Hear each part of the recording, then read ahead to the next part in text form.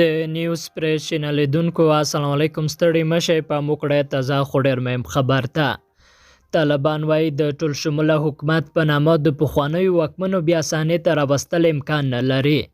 په داسې حال کې چې د ملګرو ملتونو امنیت شورا او نروې په وسلو کې د لویدیځوالو طالبانو ترمنځ غونډو کې له طالبانو وغوښتل شول چې باید یو ټولګډونه حکومت ته جوړ کړي.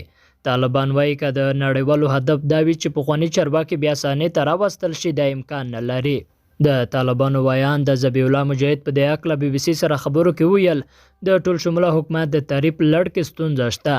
نوموړی وایي نړیواله ټولنې ته ویلي چې څه ډول ټولګډونه حکومت جوړوي باید دوی ته تعریف کړي.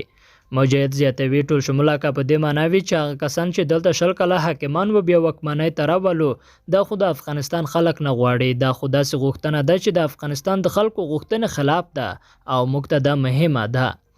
مجاهد زیاتوي که له ټول شموله حکومت تعریف دا وي چې په حکومت کې باید قومونه شامل شي نو دا خبره ځکه سمه نه ده چې په وینا یې زموږ په کابینه کې ټول قومونه شته. د یادونه ده چې په ناروې کې د غونډو پر مهال د افغانستان په اړه د امنیت شورا په غونډه کې هم له طالبانو وغوښتل شول چې داسې ټولګډونه حکومت جوړ کړي چې ټول افغانان پکې ځان وویني. طالبانو بیا په ناروې کې له اروپایي او امریکایي اساس سره خپل خبرې ګټورې بللې دي او وایي هیلهمند دي چې شوې ژمنې پوره شي.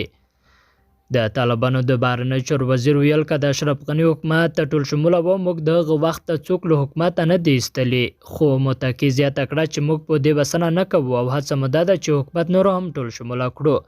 خو څېړونکي وایي چې د طالبانو د کابینې ټول غړي او چارواکي نارینه دي او نږدې ټول په دوی پورې تړاو لري او دیني عالمان دي. درنو لیدونکو له ملتیا مننه ښه اوسئ.